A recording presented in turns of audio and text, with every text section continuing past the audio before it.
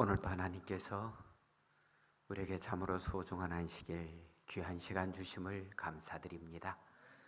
오늘도 이곳에 참여한 우리 믿음의 소수의 가족들과 또 방송으로 예배드리는 우리 믿음의 식구들을 위해 하나님의 크신 은혜가 넉넉히 많은 귀하고 소중한 시간이 되기를 기원합니다. 우리 다 함께 하나님의 성경 말씀 히브리서 11장 4절에 있는 말씀을 우리 같이 봉독합니다. 히브리서 11장 4절의 말씀입니다.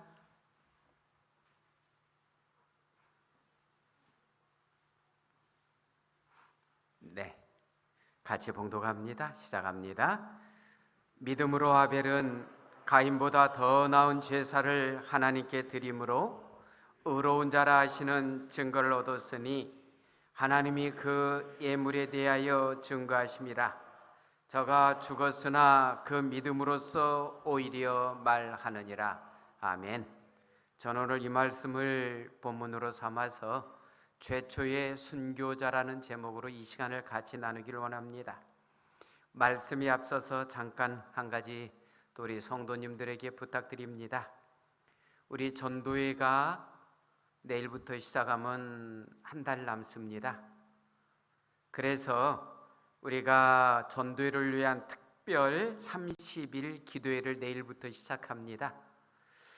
그래서 11월 8일에 마치고 11월 9일부터 우리가 전도회를 합니다. 구역반별로 또 어린이, 학생, 청년 각 교회별로 해서 매일 그 기도할 수 있는 날을 지정해서 여러분들에게 이제 나갑니다. 그때 각 구역반별로 자기 그 기도 날로 지정된 날에 우리 구역반장님과 목양 장로님의 그 인솔하에 그날은 그 구역 식구들이 우리 교회 11월 9일부터 있을 전도회를 위해서 특별 기도 부탁드립니다. 그래서 그 시간에는 구역반 식구들이 각자 집에서 우리 전도회 강사와 또 구도자와 또 코로나19 종식을 위하여서 또 예배의 정상화를 위해서 특별히 아침, 점심, 저녁 하루에 3번 그날은 꼭 기도해 주시기를 부탁드립니다. 하나님께서 그 일을 통하여서 우리 퇴교원 교회와 또 이번 전도회는 우리 퇴교원 교회만 하는 것이 아니라 서중안에 많은 또 이 교회들이 우리 퇴교원 교회 유튜브 방송에 들어와서 같이 전도회를 합니다. 그래서 우리가 특별히 우리 성도님들의 깊은 기도와 노력이 같이 필요하니까 꼭 그 일에 우리 함께 힘써 주시고 동참해 주시기를 부탁드립니다. 본문으로 들어가기 전에 한 글을 소개합니다. 여기 뭐라고 써졌습니까? 떨어져도 괜찮아, 쉬어가면 되니까. 살만 나는 세상 125호 4쪽에 실린 글인데 제가 이 글을 읽으면서 나도 좀 더 일해야 되는데 바라면서 이 글을 좀 같이 나눕니다. 우리 모두가 이 글처럼 좀 더 우리가 그렇게 넉넉하게 여유 있는 삶을 살면 좋을 텐데 우리가 참 많이 부족하구나, 그것을 느끼는 글이었습니다. 한번 볼까요? 원숭이도 나무에서 떨어진다는 말이 있습니다. 아주 능숙한 일에도 실수할 때가 있으니 조심하라는 뜻입니다. 나무에서 떨어지는 원숭이에게 어떤 말을 전해주면 좋을까요? 자만하지 말고 조심하라니까 보다도 실수해도 괜찮아, 잠시 쉬면 되지라고 해주면 어떨까요? 토닥토닥 어깨 두드려주며 건네는 따뜻한 위로, 원숭이를 다시 나무 위로 오르게 하는 힘은 바로 거기에 있으니까요. 짧은 글인데 제가 많이 오늘 생각하게 하는 글이었습니다. 오늘 우리는 주변에서 누가 잘못하고 실수하면은 주로 그를 감싸주고 따뜻거려주고 힘을 주나요? 오히려 그를 나무라나요? 이 짧은 글이 많이 생각하게 해주는 글이었습니다.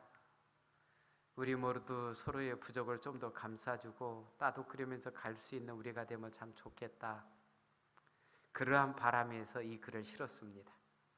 우리 모두의 마음에 그러한 따뜻함이 더 깊이 자리하는 귀하고 소중한 시간이 되기를 기원합니다. 자, 오늘 우리가 본문으로 들어가니까 우리가 히브리서 11장 4절에서 이 기자는 이렇게 말합니다. 믿음으로 아벨은 가인보다 더 나은 제사를 하나님께 드림으로 의로운 자라 하시는 증거를 얻었으니 하나님이 그 예물에 대하여 증거하심이라. 저가 죽었으나 그 믿음으로써 오히려 말하느니라. 저는 오늘 최초의 순교자 아벨에 대하여 살피기를 원합니다. 아담의 둘째 아들로 등장하는 아벨은 아주 젊은 나이에 형에 의하여 죽임을 당합니다. 그는 왜 죽임을 당해야 했는가 살피면서 이 속에서 또 하나님께서 주시는 교훈을 같이 나누기를 원합니다.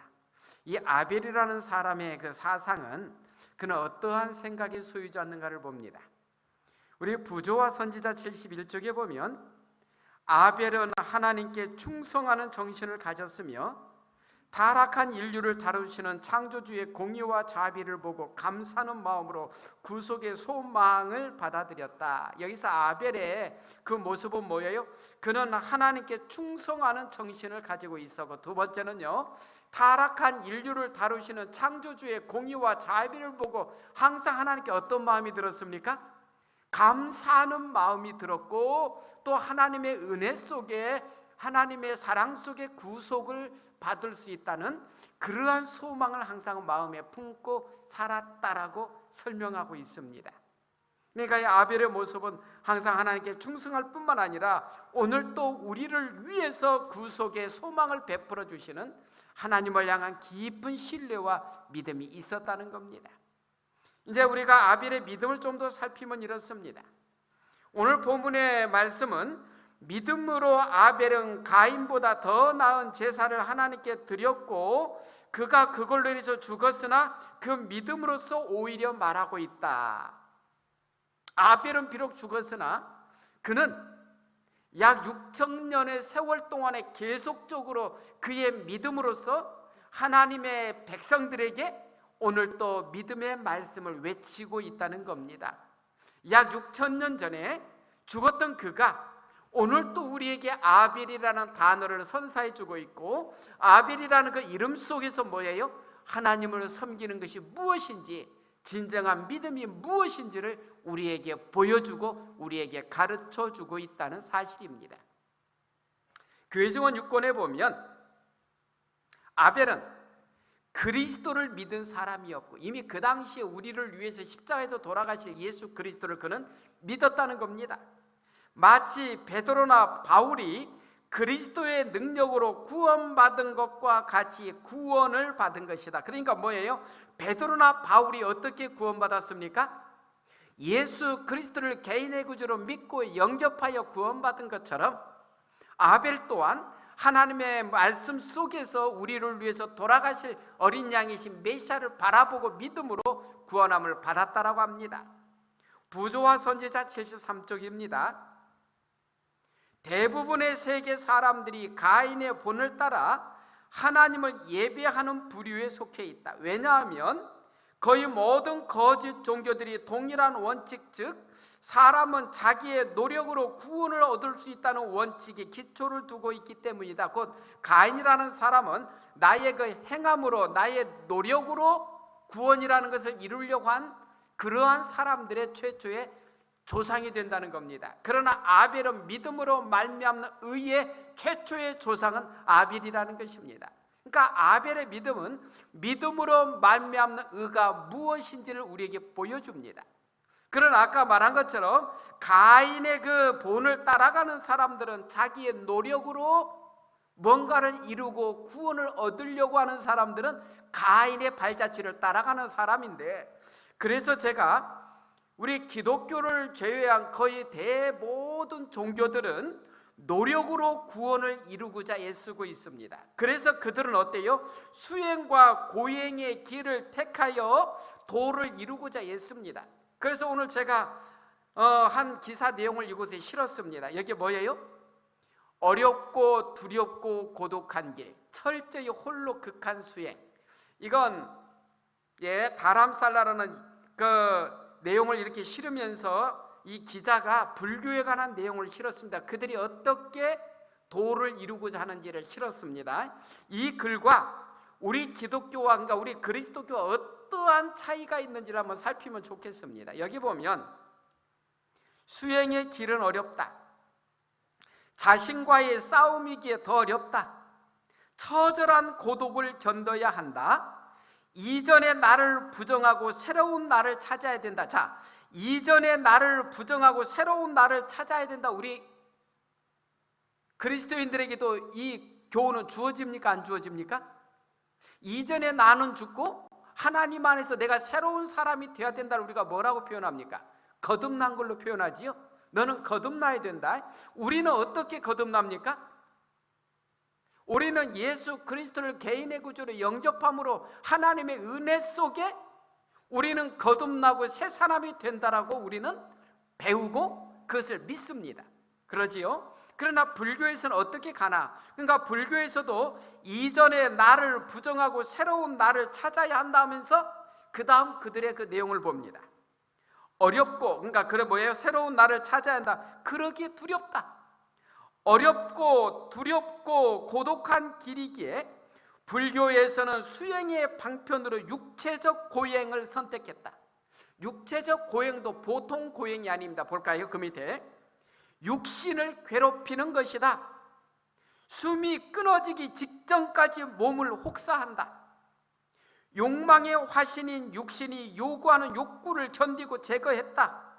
수행자들은 그런 고행의 결말을 기대했다. 그러니까 나를 극도로 내 육체를 뭐 하는 거예요?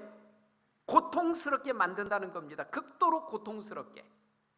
그래서 스님들도 이 고승일수록 누워서 잠 안 자고 어떻게 자고요? 그냥 앉아서 잠을 자고, 앉아서 꼼짝 않고 몇 시간 있고 그냥 있고, 그러한 나름대로 그들은 내 육체를 다스릴 수 있는 고통의 최고의 극한 지점까지로 자기들을 몰아가고, 그러한 결과로 뭘 기대하는가? 그 다음 내용 봅니다. 그것은 맑고 온전한 정신을 회복하고, 그렇게 했을 때 나에게 맑고 온전한 정신이 회복되고 온갖 경계를 극복할 내공을 갖추는 것이다. 내 육체를 그렇게 다스렸을 때 내 정신이 맑고 온전해지고 뭐예요? 온갖 유혹이나 이런 것들에서 이겨낼 수 있는 내공을 쌓는다는 겁니다. 그래서 그들은 자기의 육체를 극도로 피곤하게 만들고 힘들게 만드는 고행 속으로 빠뜨린다는 겁니다. 이것에 비교하면 우리 그리스도인들은 뭡니까? 그리스도인들은 그게 아니라 예수님을 내 마음의 개인의 구주로 모심으로 인하여서 하나님의 도와주시는 능력에 의하여서 우리가 하나님 안에서 새로운 사람이 되고 거듭나게 되고 또한 맑은 정신의 소유자가 된다는 것을 우리는 하나님의 은혜 속에서 우리는 그것을 받고 사는 겁니다. 그러니까 똑같은 정신의 맑고 온전함을 또 그것 또한 부류의 그것을 이루기 위해서 우리가 찾는 것과 불교도들이 찾는 것이 그렇게 다른 것입니다. 그런데 어떤 게 진리일까요? 하나님께서는 누구보다도 우리를 창조하신 분입니다. 만일에 우리에게 그렇게 극한 육체를 아주 최고로 어려운 극한의 경지에 몰아넣어서 그래야 네가 유혹을 이길 수 있다라고 하나님께서 우리를 창조하셨다면 그렇게 가르치셨을 겁니다. 하지만 하나님은 아십니다. 그게 아니라고요. 하나님께서 인간에게 요구하시는 것은 무엇인가? 사무엘상 15장 22절에 보면 순종이 제사보다 낫고 듣는 것이 수양의 기름보다 낫다. 오늘날 많은 사람들은 순종이라는 단어를 별로 좋아하지 않습니다. 자녀들도 좀 더 크면 부모님에게 순종하는 것에 대해서 그렇게 달가워하지 않습니다. 오늘날 많은 그리스도인들이 하나님의 말씀에 순종해라, 하나님의 계명에 순종하라고 이야기하면 어떻습니까? 좀 거부 반응을 나타납니다.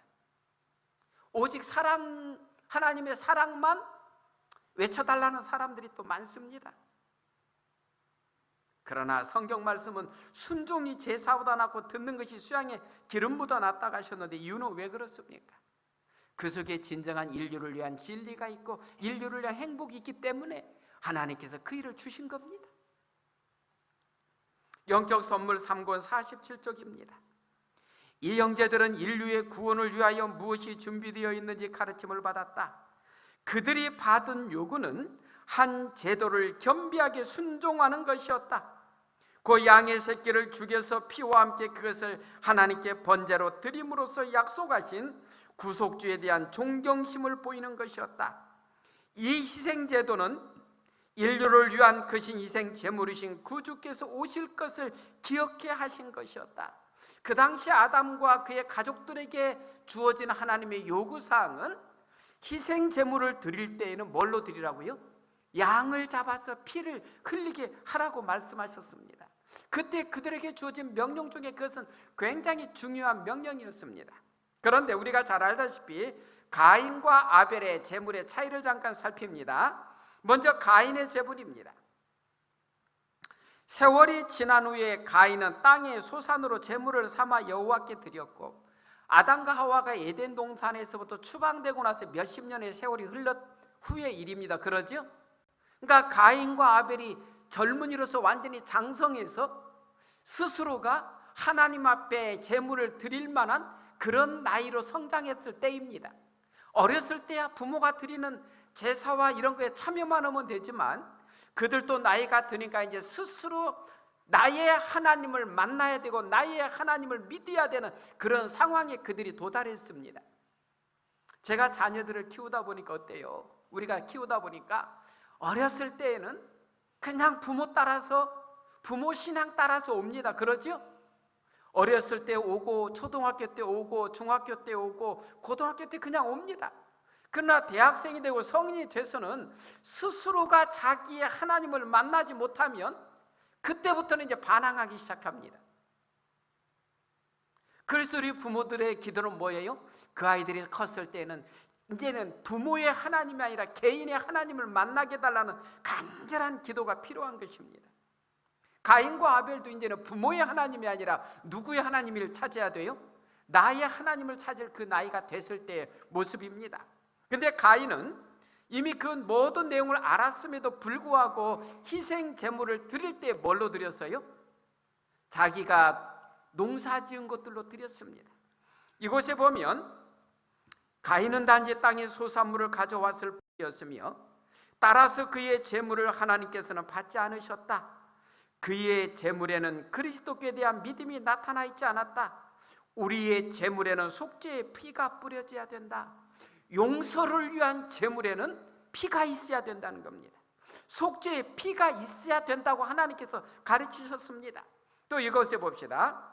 가렙 뽑은 기별 1권 231쪽에 보면 아담의 자녀들은 하나님의 요구들에 관한 인간의 두 가지 노선에 대하여 최초의 모본을 나타내 보였다. 가인은 희생 제물의 필요에 관하여 믿지 않는 자였다. 왜 그래요? 스스로가 그렇게 죄인이라고 안 느끼면 그렇습니다. 그에게 있어서 짐승의 피는 아무런 가치도 없는 것이었다. 예수 그리스도를 상징하는 희생 제물인 어린 양의 피를 인정하지 않았기 때문이었다. 교회는요, 죄인들이 오는 곳입니까? 의인들이 오는 곳입니까?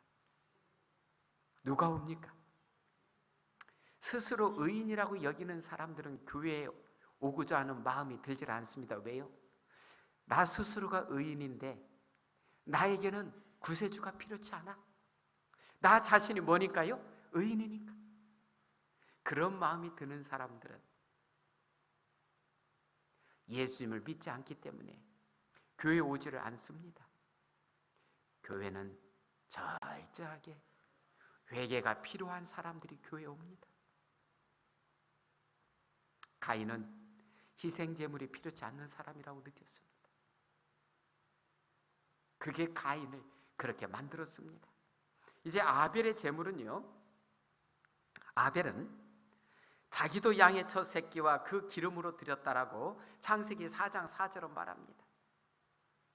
또 히브리서 11장 4절은 믿음으로 아벨은 가인보다 더 나은 제사를 하나님께 드림으로 의로운 자라시는 증거를 얻었다라고 성경은 증명합니다. 이거에 대해서 성경 주석은 아벨은 믿음으로 구속주에 대한 약속을 붙잡았다. 그의 제물 자체에 속죄 가치가 있지는 않았지만, 맞지요? 그 양 자체가 뭐 속죄할 수 있는 그건 아니었습니다. 약속을 믿는 믿음이 그에게 하나님이 지정한 희생물을 가져오도록 했다, 그렇지요? 양 자체가 있는 게 아니라 양으로 상징된 예수 그리스도에게 속죄의 힘이 있었지요.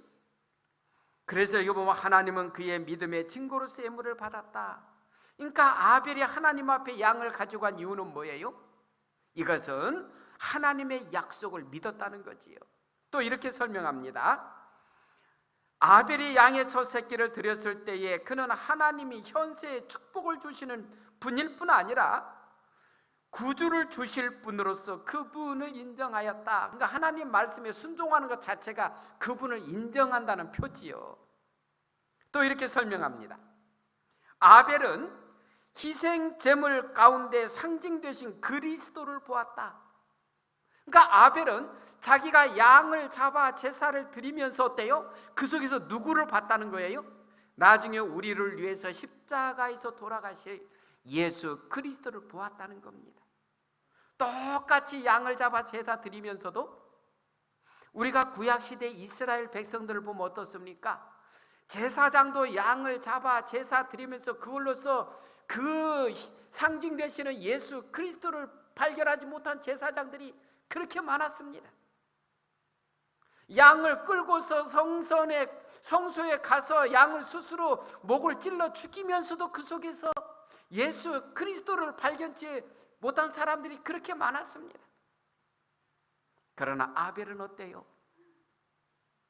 창세기 3장에서 예수님께서 자기 어머니 아버지에게 주신 그 약속을, 메시아에 대한 그 약속을 믿고 하나님 말씀에 그는 순종하기를 좋아했다는 겁니다. 실물교훈에 보면 이렇게 말씀합니다. 아벨은 하나님의 어린 양을 예표하는 피를 가지고 나왔다. 그는 나올 때에 자신이 죄인으로서 잃어버린 바 되었다는 것을 자복하였다. 그의 유일한 소망은 하나님께서 공로 없이 주시는 사랑이었다. 이러한 마음이 우리의 마음에 깊어갈수록 우리의 신앙은 더 깊어갈 것입니다. 아벨은 뭐예요? 하나님의 어린 양을 예표하는 피를 가지고 나왔다. 그는 나올 때에 자신이 죄인으로서 잃어버린 바 되었다는 것을 자복하였다. 우리가 예배당에 와서 하나님께 기도할 때마다 우리는 이런 마음들이 들지요.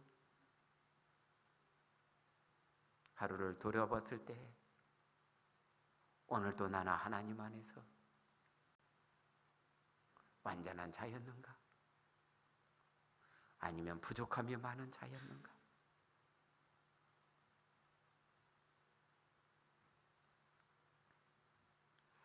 이 일로 가인이 아벨을 불쾌하게 여기는데 그 이유는 왜 그렇습니까?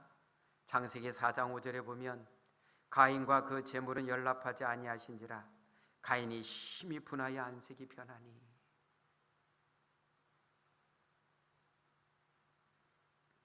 하나님께서 아벨의 제물은 연락하셨으나 가인의 제물은 연락하지 않으시자 안색이 변합니다. 이 세상에서요, 제일 가까운 사이 중에 하나가 어떤 사이입니까? 부모와 자식 사이, 부부 사이, 부모와 자식 사이, 형제간 사이가 제일 가까운 가족이지요. 근데 여러분, 부모와 자식 간에는 질투심이 별로 없는 것 같아요. 그래요, 안 그래요? 부모가 잘 됐다고 자식이 그 부모 질투하는 자식 없습니다. 자식이 나보다 더 잘 됐다고 그 자식 질투하는 부모 있습니까? 없습니까? 없습니다. 맞지요? 근데 형제 간에는 어떻습니까? 형제 간에는요, 만만치 않아요. 맞지요? 형제 안에 만만치 않습니다. 그 질투와 시기 정말 만만치 않습니다. 지금 가인과 아벨이 그러고 있습니다. 하나님께서 아벨의 제물을 받아주시자 가인이 어때요? 안색이 변합니다. 동생 건 받아줬네, 그래도 고맙습니다가 아니라 이렇게 변합니다. 그러면서 이렇게 내용을 보면 이렇습니다. 아벨은 하나님의 지시에 따라서 하나님을 경배하기로 작정하였다. 이것이 가인을 불쾌하게 하였다. 아벨의 제물은 하나님께서 받으신 바 되어서 거룩한 불이 그 제물을 사루었을 때 가인의 분노는 극에 달하였다. 가인이 아벨이 씌운 이유는 너무 하나님 말씀을 잘 순종하니까요. 그게 그렇게 싫었습니다. 나처럼 적당히 좀 반항도 해야 되는데. 그래서 동생에 대해서 아주 분노가 크게 달했습니다.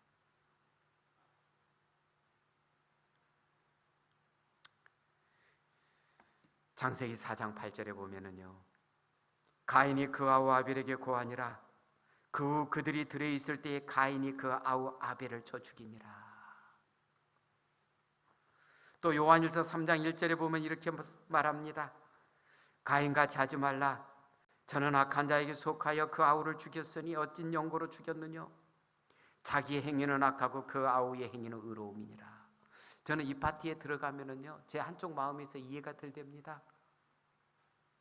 오늘 우리는 죄로 타락한 지 6,000년이라는 세월이 흐르면서 우리의 본성과 이런 것들이 굉장히 많이 더 악해지고 연약해진 때에 살고 있습니다. 그러나 아담과 하와의 그 자녀들은 어떻습니까? 아직 죄가 비록 에덴 동산에서 쫓겨났지만 오늘 우리 때처럼 그렇게 죄가 창궐한 시대는 아니었잖아요. 그리고 아직 죄에 대해서 깊이 모르는 때였잖아요. 그런데도 동생을 죽일 만큼 그렇게 악해질 수 있구나.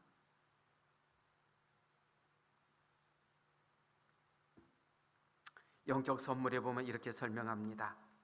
가인은 하나님께서 아벨의 제물을 받으신다는 표정을 나타내 보여주시던 그 순간부터 그의 아우를 미워하였다.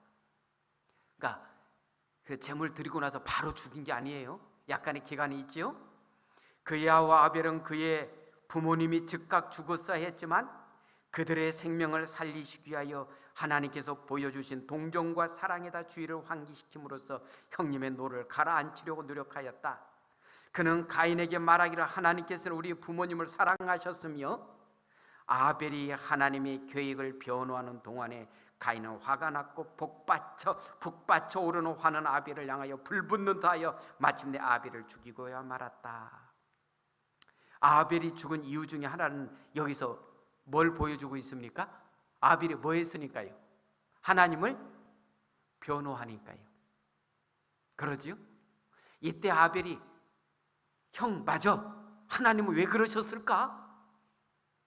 막 그러면서 아벨이 우리 형의 말에 동조했다면 가인은 동생을 죽이지 않았을 겁니다. 그러지요? 그러나 오히려 아벨이 뭐 하고 있어요? 하나님을 변호하고 있어요. 자기는 지금 하나님 때문에 너무 속상한데. 이제 또 부조와 선지자 74쪽은 또 다른 이유 중에 하나를 이렇게 설명합니다. 가인은 그의 아우를 증오하였고 그를 죽였다. 아벨이 무슨 잘못을 범했기 때문이 아니라 자기의 행위는 악하고 그의 아우의 행위는 의로웠기 때문이었다. 그와 같이 각 시대를 통하여 악인들은 그들보다 더 나은 자들을 미워해왔다. 아벨의 순종과 확고부동한 신앙의 생활은 가인에게 끊임없는 견책이었다. 주로 죄인들이 의인들을 싫어하는 이유가 이 이유입니다. 가인은 이게 싫었던 겁니다. 아벨을 볼 때마다 자기 자신의 그 모습이 더 안 좋게 드러나는 것이 보이기 때문에 싫었던 것입니다. 내 행위는 악하고 동생의 행위는 하나님 앞에서 더 의롭게 보이는 것 자체가 싫었던 것입니다. 부조와 선지자 74쪽입니다. 하나님의 충실한 종들의 품성에서 반사되는 하늘의 빛이 밝으면 밝을수록 경건하지 않은 자들의 죄는 더욱더 분명히 드러나며 그들의 평안을 깨뜨리는 하나님의 종들을 죽이고자 더욱더 단호하게 노력할 것이다. 그래서 예수님께서 돌아가셨지요. 그 당시 지도자들의 모습과는 너무도 다르셨기 때문에 그 당시 지도자들이 예수님을 볼 때마다 자기 자신들이 더 초라해지고 예수님 때문에 자기 자신들이 백성들 앞에서 더 형편없는 사람으로 보이는 게 싫어서 그들은 예수님을 더 죽였지요. 오늘 우리 재림 성도들의 모습에서, 우리 재림 성도들의 품성에서 하나님의 이 빛이 더 많이 드러남으로 인하여서 우리를 바라봄으로 다른 사람들의 마음이 속상해질 만큼 우리의 신앙과 우리의 품성이 그렇게 좀 아름다웠으면 좋겠습니다. 다른 개신교인들이 우리를 바라볼 때 우리에게 질투를 느낄 만큼 우리가 하나님을 그렇게 많이 닮았는가? 하나님께 영광을 돌리고 있는가? 생각하게 하는 말씀입니다. 아벨이 주는 교훈 몇 가지를 살핍니다. 믿음에는 능력이 있다는 것을 아벨은 보여줍니다. 아벨의 믿음은 수세기를 통해 내려오면서 산 증거를 했다. 하나님이 규정한 행동 노선에 일치하게 인도한 아벨의 믿음에는 능력이 있다. 그의 믿음의 강력한 영향력은 오늘날에도 살아있다. 즉 그것은 오히려 말하느니라. 아벨이 보여주는 건 믿음으로 말미암는 의를 보여줍니다. 믿음에는 능력이 있다고, 믿음은 정말로 소중하다고 우리에게 보여주고 있습니다. 목숨을 내놓을 만큼 뭐하다고요? 하나님 안에서의 믿음은 소중하다고요. 두 번째는 하나님과 협력하라고 이야기합니다. 리브랜드 헤랄드지에 보면은 하나님과 협력하면 우리는 가인이 가졌던 신앙의 태도를 피할 수가 있고 아벨이 보여준 순종의 본을 따를 것이다. 사람이 하나님과 협력하면 가인과 같은 신앙 태도를 가질 리가 없으며 아벨이 보여준 순종의 본을 따를 것이다. 율법을 순종할 수 있을 것이며 순종하는 가운데 구원을 발견할 것이다. 하나님과 하늘 세계는 그들이 거룩한 형상을 지니도록 그들을 도와줄 것이다. 매일 하나님과 협력하는 자가 되라고 말씀하십니다. 협력하는 자가 누리는 은혜에 대해서 우리에게 설명해 주고 있습니다. 하나님과 협력하는 사람은 가인과 같은 신앙 태도에서 멀어질 것이고 아벨처럼 어때요? 순종의 본을 따를 것이다 라고 말씀합니다. 그러니까 신앙을 하더라도요, 내 생각대로 내 마음대로가 아니고요, 하나님 말씀이 오늘 나에게 뭐라고 하시는가? 비록 내 마음에 안 드는 내용일지라도 하나님의 말씀이면 어떤 사람이 돼야 돼요?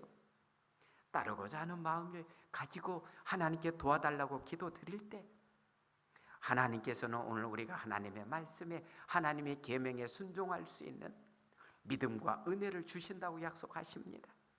아벨은 그것을 우리에게 보여줍니다. 세 번째로 아벨은 우리에게 주님을 바라보라고 말합니다. 아벨은 구속의 대원칙의 의미를 파악하였다. 그는 자신이 죄인인 것과 죄와 그 죄의 형벌인 죽음이 그의 영혼과 하나님과의 교통을 가로막고 있는 것을 보았다. 그는 흘려진 피를 통하여 미래의 희생 즉 그리스도께서 갈바리의 십자가에서 죽으시는 것을 바라보았다. 약 4,000년 후에 예수님께서 갈바리의 십자가에서 돌아가실 내용까지도 아벨은 바라봤기 때문에 항상 하나님의 은혜가 감사했지요. 그리고 자기를 바라볼수록 자기가 죄인임을 더 깊이 깨닫고 자기를 위해서 약 수천 년 후에 예수님께서 십자가에서 돌아가실까지 바라보니 어떻게 그가 하나님을 배반할 수 있고 어떻게 하나님의 말씀에 불순종할 수 있었겠습니까? 신물교훈 159쪽입니다. 우리가 그분의 순결하심과 탁월하심을 깊이 생각할 때에 우리 자신의 연약함과 가난함과 결점들을 있는 그대로 보게 될 것이다. 우리는 우리 자신이 다른 모든 죄인들과 마찬가지로 스스로 의롭다는 두루마기를 입고 있으며 아무 소망도 없이 잃어버린 바 된 자들임을 보게 될 것이다. 스스로 의롭다는 두루마리를 입는 사람들은 하나님 앞에 다 죄인입니다. 그러나 하나님께서 입혀주신 의의 두루마리를 입는 사람들은 하나님 안에서 의인이 되는 겁니다. 우리가 만일 구원을 얻게 된다면 그것은 우리 자신의 선행으로 되는 것이 아니라 오직 하나님의 무한하신 은혜로 말미암아 되는 것임을 알게 될 것이다. 나이가 들수록, 신앙을 더 오래 할수록 이 말씀이 얼마나 깊이 마음에 와서 닿는지 요즘 제가 더 느끼면서 삽니다. 제가 구원 얻어 하늘에 간다면요, 이거는 100% 하나님의 은혜지 제가 잘나서 아무것도 아니라는 것을 저는 요즘 더 깊이 느끼고 삽니다. 우리가 구원받아 하늘에 가는 건 100% 하나님의 은혜지 내가 뭐 잘해서는 거 없습니다.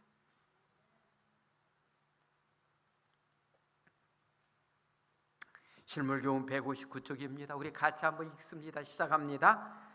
자신에 대한 진정한 상태를 알 수 있는 유일한 방법은 그리스도를 쳐다보는 것이다. 사람들이 자기의 의를 그처럼 높이는 까닭은 그리스도를 알지 못하기 때문이다. 예수님을 알지 못할수록 자기 자신을 모릅니다. 예수님을 알지 못할수록 자기 자신의 결점은 잘 모르고 다른 사람들의 결점은 더 크게 봅니다. 그러나 예수님을 바라보면 우리 자신이 더 크게 보입니다. 우리 자신의 결점들이 더 크게 보입니다. 자, 마지막 네 번째는 의를 위한 순교자가 되라는 겁니다. 가인이 그 아우와 아벨에게 고하니라. 그 후 그들이 들에 있을 때에 가인이 그 아우와 아벨을 쳐 죽였습니다. 시물교훈입니다. 아담의 자손 중 최초의 그리스도인이었던 아벨은 순교자가 되었다. 아담의 자손 중 최초의 그리스도인 가인은 아벨보다 먼저 태어났지만 그는 그리스도인이 아니었습니다. 아담의 자녀들 중 뭐예요? 최초의 그리스도인은 아벨이었고 그는 최초의 순교자가 됩니다. 이 말씀이 저에게 오늘 많이 용기를 줬습니다. 우리 같이 한번 읽을까요? 시작합니다. 우리가 우리 자신을 그리스도께 바칠 때에 우리의 마음은 그리스도의 마음과 연합되고 우리의 뜻은 그분의 뜻에 합병되고 우리의 정신은 그분의 정신과 하나가 되고 우리 생각은 그분에게 사로잡히게 되어 마침내 우리는 그분의 생애를 살게 된다. 아멘입니다. 정말 아멘입니다. 아벨은 자신을 주님께 바침으로 주님의 마음과 연합되고 예수님의 정신으로 살아가다가 그는 순교자가 되었습니다. 아벨은 말합니다. 참된 믿음은 순교도 두려워하지 않는다고요. 참된 믿음에는 영생이 있다고요. 우리 모두 아벨이 가졌던 그 믿음, 아벨이 사랑했던 우리 주님, 끝까지 아벨이 간직했던 그 아름다운 신앙이 오늘 우리의 것이 되기를 간절히 기원합니다. 어떠한 길을 가더라도 주님의 뜻을 좇고 주님의 말씀 속에서 살아가시다가 우리 주님 재림하시는 그날에 주님 기다렸습니다, 감사합니다 하고 두 손 벌려 주님을 영접하는 우리 모든 믿음의 가족들이 되기를 간절히 기원합니다. 주님은 오늘도 우리를 사랑하십니다.